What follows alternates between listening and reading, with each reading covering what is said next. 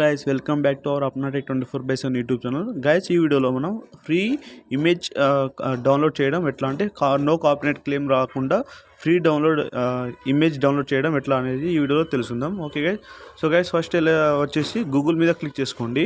ఎలాంటి ఇమేజెస్ కావాలో ఆ ఇమేజెస్ ఇక్కడ సెర్చ్ చేసుకోండి. ఇప్పుడు నేను ఏం సెర్చ్ చేసిన అంటే ఫ్యూ స్టూడెంట్స్ ఇమేజ్ పిక్సబై ఉంది కదా, పిక్సబై. ఓకే, పిక్సబై అని సెర్చ్ చేసుకోండి. ఇట్లా సెర్చ్ చేసిన తర్వాత ఇక్కడ మీకు అవైలబుల్ అన్ని ఇమేజెస్ కనిపిస్తుంది. అంటే అవి అన్నీ ఫ్రీ ఇమేజెస్, అంటే మనం యూస్ చేసుకోవచ్చు, నో కాపీరైట్ క్లెయిమ్ వస్తుంది.